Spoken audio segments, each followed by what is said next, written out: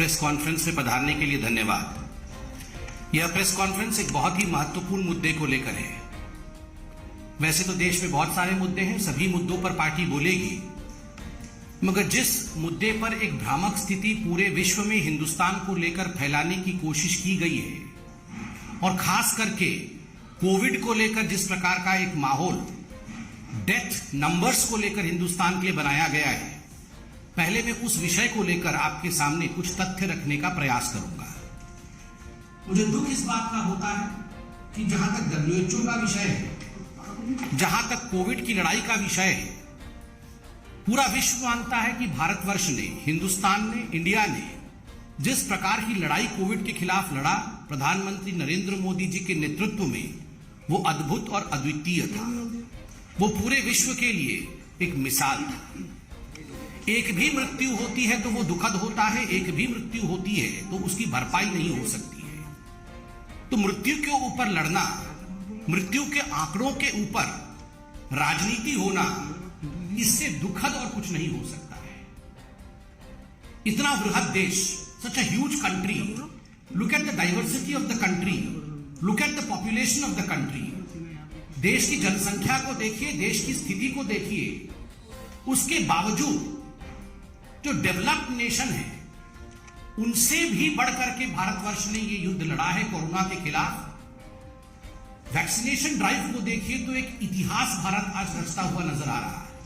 दुखद है कि उन नतीजों को लेकर, उन आंकड़ों को लेकर, WHO को आंकड़ों को लेकर Rahul Gandhi was the first person in India to tweet. उन्होंने राजनीति की है। राहुल गांधी जी कहते हैं science doesn't lie, Modi does. Modi ji को नीचा दिखाने का ये जो प्रयास राहुल गांधी का है, ये कोई आज का नहीं है। 2014 से ही निरंतर मोदी जी को नीचे दिखाने के प्रयास में, हमेशा भारतवर्ष को नीचे दिखाने में राहुल गांधी सफल रहे। चाहे सर्जिकल स्ट्राइक का विषय हो, चाहे अन्य महत्वपूर्ण विषय हो, सभी विषयों पर जिस प्रकार से राहुल गांधी ने समय समय पर मोदी जी और भारतीय जनता पार्टी पे आक्रमण करते हुए भारत को नीचा दिखाया है, यह बहुत ही दुखद है। We did not want to have a distinction between BJP and non-BJP ruled states. ये बीजेपी के राज्य हैं, इनमें कितनी मृत्यु दर रही, ये नॉन बीजेपी के राज्य हैं, इनमें कितनी संख्या रही, इस प्रकार का लड़ाई नहीं होना चाहिए। पूरा हिंदुस्तान एकजुट होकर India as a one unit fought against Covid और हम जीते भी। मगर राहुल गांधी वही राजनीति करने का प्रयास कर रहे हैं। मैं राहुल गांधी जी से कहूंगा कि for God sake don't demoralise. आप भारतवर्ष को डिमोरलाइज मत करिए। जहां तक WHO का संबंध है, मैं आज तकनीकी रूप से कुछ बहुत महत्वपूर्ण विषय भारतीय जनता पार्टी के पटल से आपके सामने और विश्व के सामने रखना चाहता हूं। यह विषय केवल हमारे देश का नहीं है, यह विश्व के सामने भी हम सत्य रखना चाहते हैं। 4 महत्वपूर्ण ऐसे कदम हैं जिनको लेकर हमें लगता है WHO ने जो डाटा रिलीज किया है वो गलत है। Number 1, flawed methodology. WHO ने जो मेथोडोलॉजी अर्थात जिस प्रकार के तरीके को अपनाया है वो गलत है। दूसरा, inaccuracy in sourcing of data. ये जो सोर्स ऑफ डाटा होता है उसकी एक्यूरेसी होनी चाहिए और WHO ने खुद माना है कि अनवेरिफाइड सोर्सेज से उन्होंने डेटा इकट्ठा किया है। तीसरा विषय है इनकंसिस्टेंसीज इन क्राइटेरिया। किन क्राइटेरियाज के आधार पर भारतवर्ष को टायर 2 देश में रखा गया है, यह भी सटीक रूप से पता नहीं चलता है।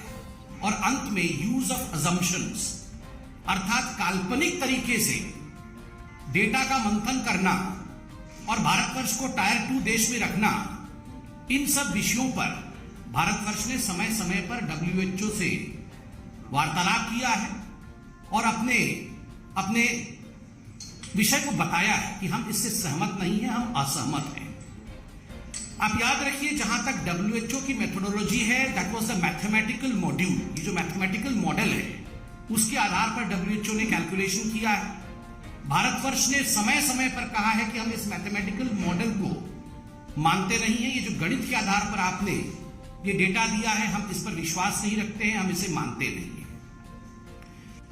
सबसे बड़ी बात है बंधुवर कि भारतवर्ष में मृत्यु और जन्म, बर्थ एंड डेथ, इसके रजिस्ट्रेशन को, इसके पंजीकरण को लेकर एक बहुत रोबस्ट सिस्टम प्लेस में है।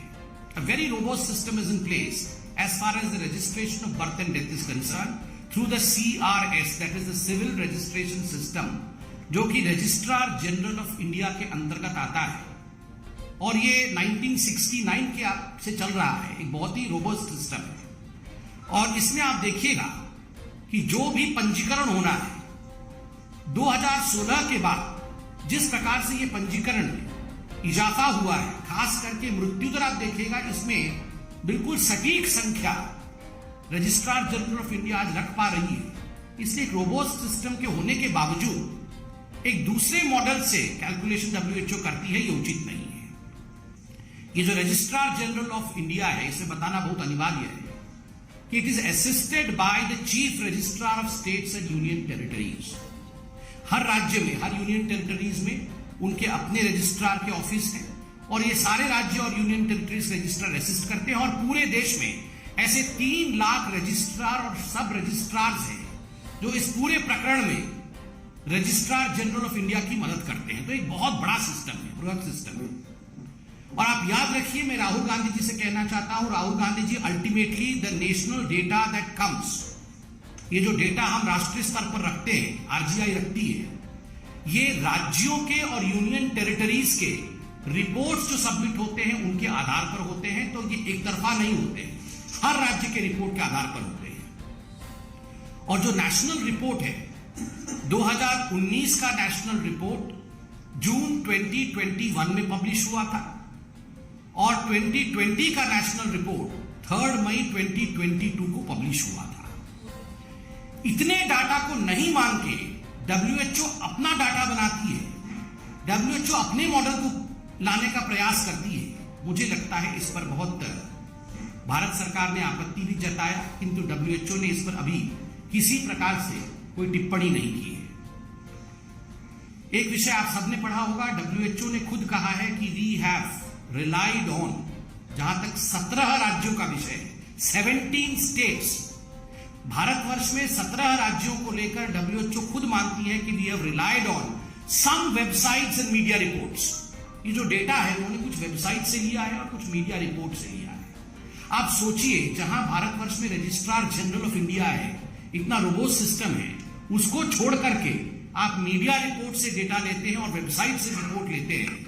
क्या ये ऑथेंटिक है? Is this authentic? दूसरा बड़ा विषय है, खुद WHO मानती है कि भारतवर्ष को उन्होंने टायर 2 कंट्री में रखा है। मतलब प्रथम स्तर का देश अलग है, हम द्वितीय स्तर के देश हैं। भारत सरकार ने कई बार पूछा है WHO से, आखिर भारत टायर 2 कंट्री क्यों है?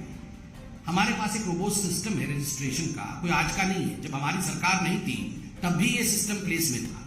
उसके बावजूद आपने आर्बिटरीली जो क्राइटेरिया आपने टायर 2 में रखने के लिए बनाया है, that is inaccurate and inconsistent. एक इनकंसिस्टेंट और एक काल्पनिक, एक अजम्पशन के आधार पर आपने भारतवर्ष को टायर 2 में रखा है। भारतवर्ष इसको अपना अपमान मानती है और भारत ने स्पष्ट रूप से कहा है कि यह उचित नहीं है। इसका भी कोई कम्युनिकेशन भारतवर्ष को नहीं मिला है। तीसरी बात है, आपको जान के आश्चर्य होगा, India is not a small country, कोई छोटा सा देश नहीं है। इंडिया में होमोजेनिटी नहीं है कि सारे पॉपुलेशन एक जैसे होंगे, सारे राज्य एक जैसे काम करेंगे। और जो कोरोना पॉजिटिविटी रेट है, ये पूरे देश में, पूरे भारतवर्ष में सभी राज्यों में एक ही पॉजिटिविटी रेट होगी, ऐसा संभव नहीं है। ज्योग्राफिकल वेरिएशंस होंगे, स्पेस एंड टाइम वेरिएशंस होंगे। उसके बावजूद WHO ने एक यूनिफॉर्मिटी के साथ पूरे देश पर एक ही पॉजिटिविटी रेट लगाया है, जो कि छोटे देशों के लिए और छोटे स्थानों के लिए तो हो सकता है, मगर भारतवर्ष जैसे 1.3 बिलियन वाली कंट्री के लिए, जहां 135 करोड़ देशवासी हो, वहां एक ही यूनिफॉर्मिटी के साथ आप क्राइटेरिया लगाएं, ये उचित नहीं है। भारतवर्ष ने अपने कम्युनिकेशंस में स्पष्ट रूप से लिखा है, वन साइज फिट ऑल, एक ही साइज सबके लिए लगेगा, ये फॉर्मूला भारतवर्ष के लिए सटीक नहीं बैठ सकता। एक्स्ट्रापोलेशन ऑफ डाटा, छोटे से डाटा को लेकर आप पूरे हिंदुस्तान में ये एक्स्ट्रापोलेट कर दे, ये भारतवर्ष के लिए हो नहीं सकता है। आपको आश्चर्य होगा कि डब्ल्यूएचओ ने जो कैलकुलेशन किया है इस मॉडल में, एक बहुत सारे आयाम है, एक आयाम में बताता हूं जिसमें उन्होंने death rate is inversely proportional to the temperature. अगर गर्मी ज्यादा होगी तो डेथ रेट कम होगा, गर्मी कम होगी, जिन स्थानों पे गर्मी कम है वहां डेथ रेट ज्यादा है। इस प्रकार का कैलकुलेशन इस मॉडल में डब्ल्यूएचओ ने किया है। आप खुद बताइए, मॉडल में तो कैलकुलेशन किया है मगर डब्ल्यूएचओ ने खुद अपने आप इस विषय को अभी तक सब्सटैंशिएट नहीं किया है कि Covid death has something to do with temperature. Temperature के साथ, बाह्य टेम्परेचर के साथ, तापमान के साथ कोविड डेथ का कुछ लेना देना है, इसलिए इस विषय को लेकर डब्ल्यूएचओ ने खुद प्रतिपादित नहीं किया है। किंतु इस रिपोर्ट में डेथ रेट कैलकुलेशन ये करती है। देखिए, अंत में इतना ही मैं कहना चाहता हूं कि एक राजनीतिक विषय नहीं है, ये हिंदुस्तान के गरिमा का विषय है। भारतवर्ष ने जिस प्रकार से ये लड़ाई लड़ी कोविड के खिलाफ, जिस प्रकार से हम कोविड को हराने में सक्षम हुए हैं, जिस प्रकार से एक वैक्सीनेशन सिस्टम चल रहा है, भारतवर्ष में एक रोबोस्ट जनगणना, registry of death and birth, इस सब का एक रोबोस्ट सिस्टम है। उस सिस्टम से बाहर जाके हम अनकन्फर्म्ड सोर्सेज से डेटा लें और एक मैथमेटिकल मॉडल के आधार पर डेटा एक्स्ट्रापोलेट करके आंकड़ों का हेरफेर करें, ये उचित नहीं है। और सबसे बड़ी बात है, जो कॉम्पेंसेशन सरकार ने घोषणा की, उस कॉम्पेंसेशन को मांगने के लिए भी इतने लोग नहीं आए जितनी संख्या डब्ल्यूएचओ ने बताया है। अर्थात किसी की मृत्यु हुई है, भारत सरकार ने कॉम्पेंसेशन घोषणा की है, तो कॉम्पेंसेशन मांगने के लिए तो आवश्यक रूप से जिनकी मृत्यु हुई है उनके परिवार के लोग आएंगे, मगर वह संख्या भी कम है बनिस्बत जो डब्ल्यूएचओ ने बताया है। This shows the flawed methodology of calculation of the death in India by WHO. But more than that, it's a sad situation that certain political parties in India, particularly Rahul Gandhi, is trying to play politics over this. मैं इतना ही कहूंगा, WHO का data गलत है और कांग्रेस का बेटा गलत है। Thank you so much.